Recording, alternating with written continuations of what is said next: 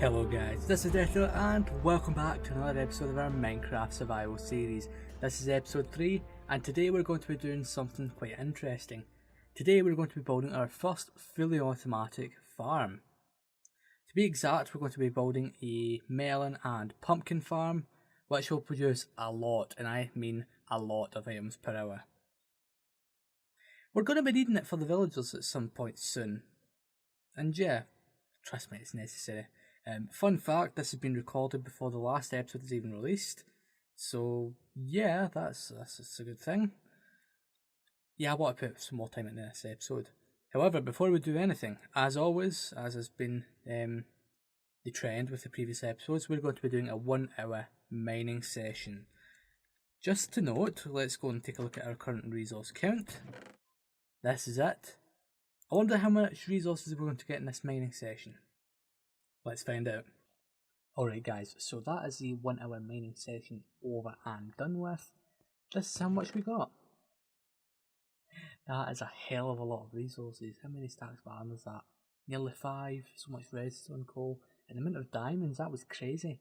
I went through like a full pick worth. And in that time I also went and enchanted some more picks and repaired the fortune pick. But damn, that was insane. We found so many diamonds, but that was because of the sheer amount of caves we found. Anyways, what I'm going to do is I'm going to take all this up and put it into the very small storage system, smelt all the ore, and we'll get into building this farm, this melon and pumpkin farm. Alright guys, so most of the resources have already been refined, and as you can see, our collection has increased drastically.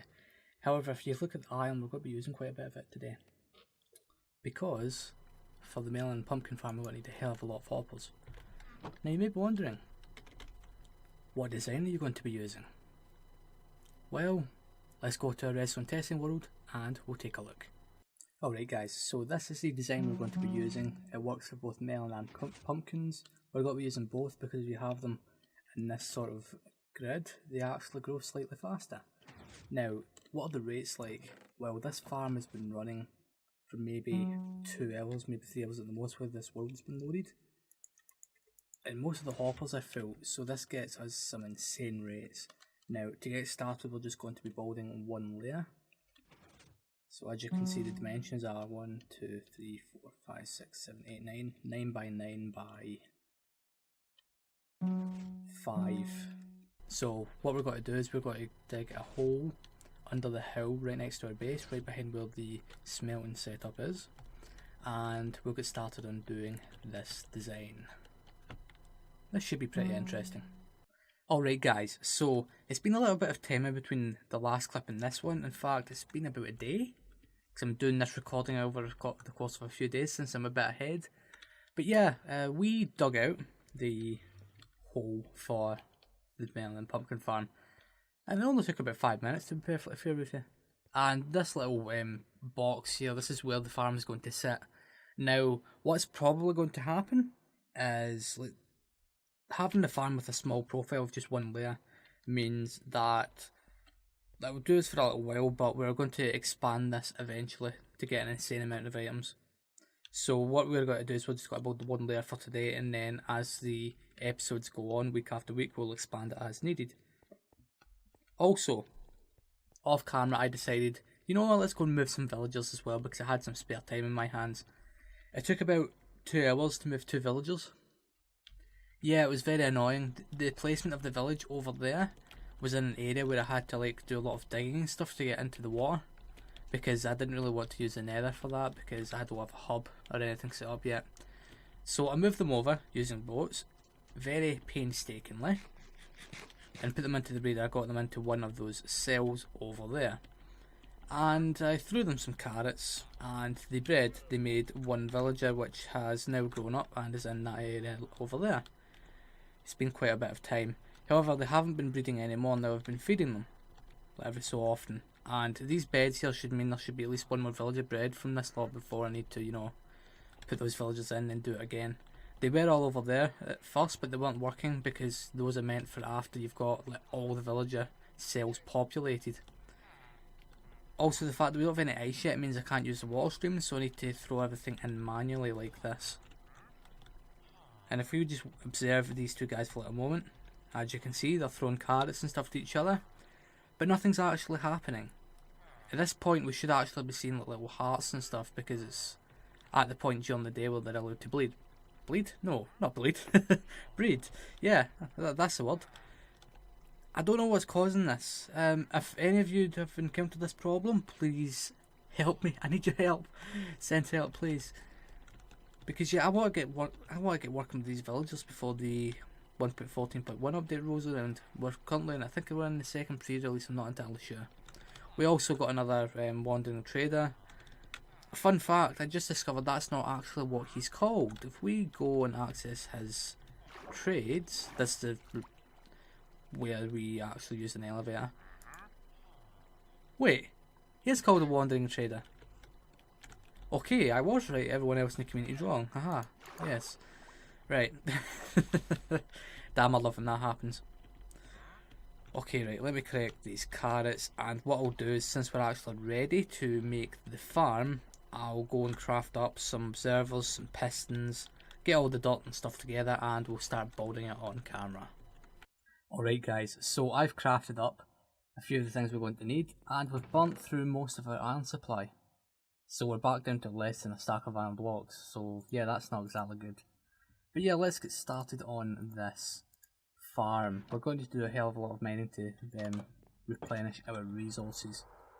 Now, we're going to just set up a double chest as the output to start us off. So that will go here, like this.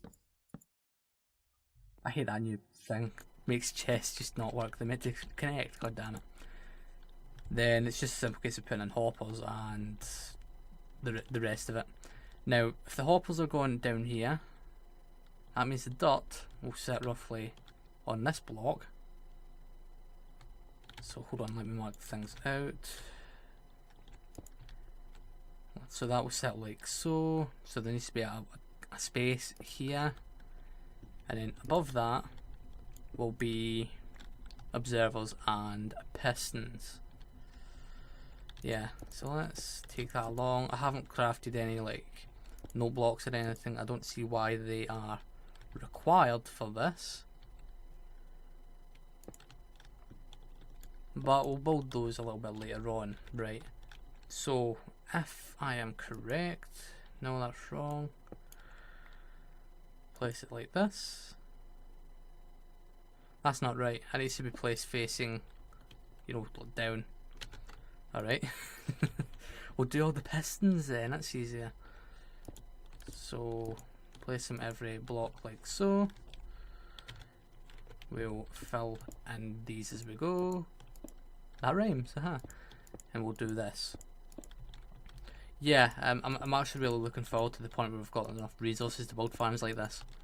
Because then we can do like massive ones, we can do time lapses and stuff, it'll be really cool. Yeah. But I'm afraid from there we're going to have to do it the old fashioned way like this. Now instead of building the whole farm like in one go, because it's just not going to be possible with the current amount of resources we have, I'll just put in this layer and then I'll give you little progress updates as we, you know, make the progress. Yeah, that sounds good.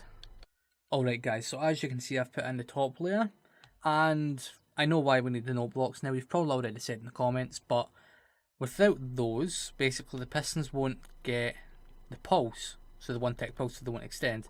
Now what I mean by that is, whenever the plant stalks are updated by a new plant growing, so when I place a block here, this will signify that, the pistons will push down, thus you know, destroying the melon or pumpkin, and then they'll go into the hoppers below. With this current design, there is a chance that, you know, drops will come out the sides. We'll eventually put up a glass wall in between, but for now that isn't really an issue. Now the next stage of this is we need to, what is it we need to do? We need to put in all the dirt. I'll get that done. So I just had a thought. We're going to be doing quite a bit of hoeing. So I'm going to do something that a lot of people are going to hate me for. Well, I hope you guys don't, because, you know, you guys are my top fans. But we're going to make a diamond hoe. Yeah, we're doing it. Let's do it. Right. Why am I even thinking about this? It's something simple. There we go. Brilliant. We're also going to take a stack of melons and, well, all these pumpkins, and then we'll plant as we go. Do we have that? There we, yes, we do. Right. And so would you look at that? Right, so the way this farm is going to work is obviously it's going to have dirt on the bottom. Right here. But first of all, let's work out where the water's going to be. 3, 4, 5. 1, 2, 3, 4. 1, 2, 3, 4. 1, 2, 3, 4. And there. Also, I've been editing this video as I've been making it, and we still have a hell of a lot of time left. Yeah, it totally wasn't. I didn't plan that or anything. So, yeah, that's great. Also, we don't need that there. We can get rid of it. And what happened there? Strange. Do we have any glowstone? I don't know if we do, because we're going to need to light this this design up fairly well. No, we don't. We never picked any up the last time we were in the Nether. Right. Alright, that's fine. That's fine. I'll do that bit off camera. But yeah, all we're going to do is we've got the water in. Check. Oh, I had an idea. We can use a water log block and we can just place a torch. Yeah. We'll put a trapdoor because those are good. Then we can always access the source for later on. Yeah, that'll do. Oh wait, no, can you put torches on those? No, I don't think you can. Right, we'll just use a half slab then. There we go, that works. I've been really enjoying recording this series. I don't know if you've been able to notice or not, but it's good to be able to get back to something like this. Right, now we need to check. Yep, there we go. Perfect. And lit up. Excellent. Yeah, I've been really enjoying this. Like, it's so good to be back doing this whole thing. This is what I love doing. It's always great to, you know, get to record and show you guys some cool contraptions and stuff. Just, you know, getting back to the community is always fun. Right. What we're going to do is, what do we want on the outside?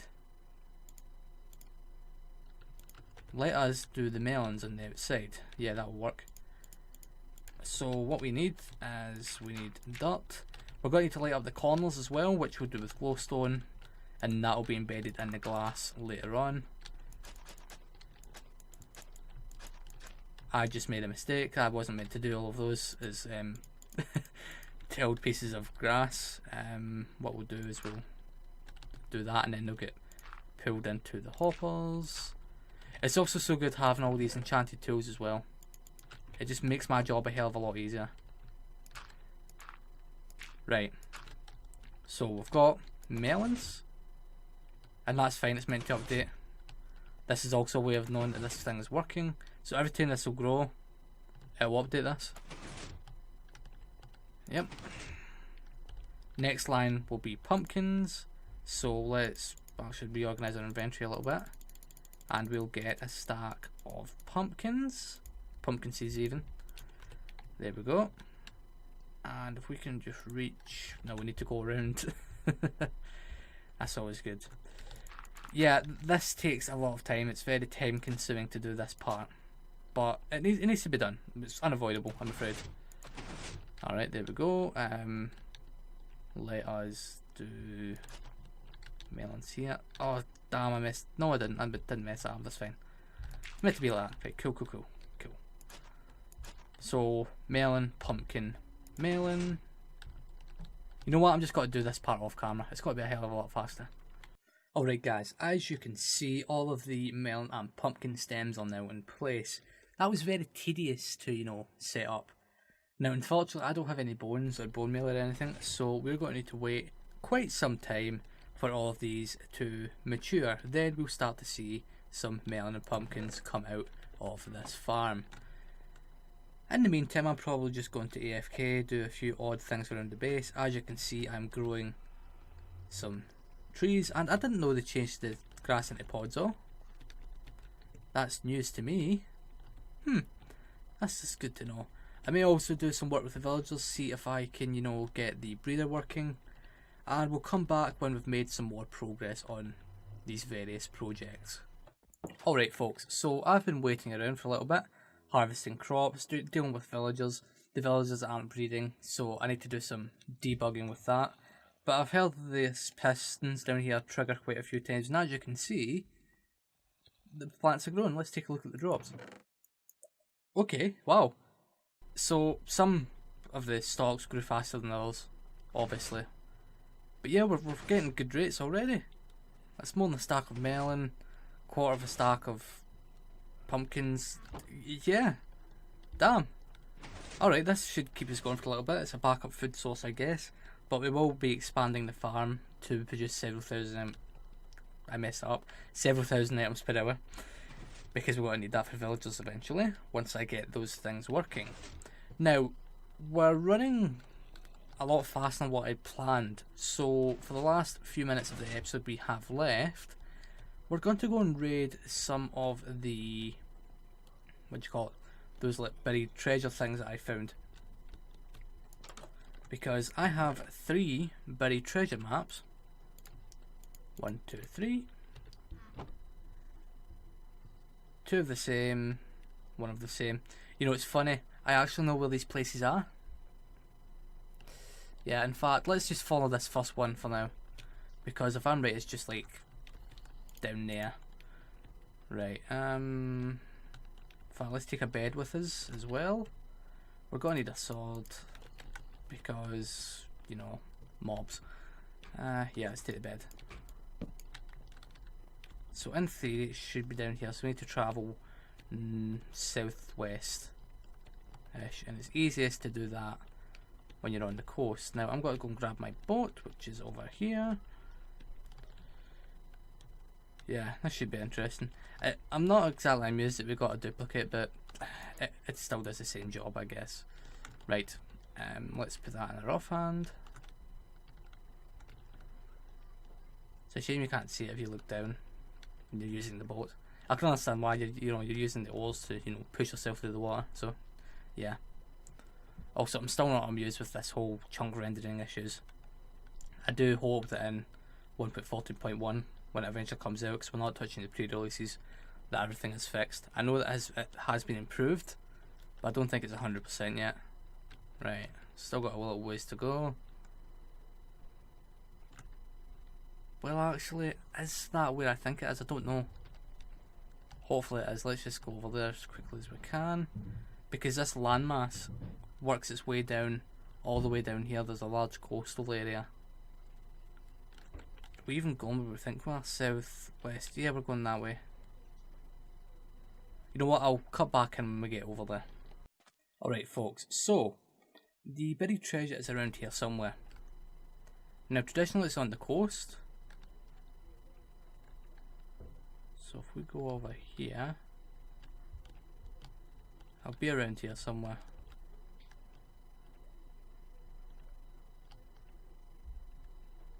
Alright, let's just go ham, see if we can find it. Yeah, sometimes these can be pretty annoying with the way they're buried. I suppose this is a good way to collect that, so yeah, that's good.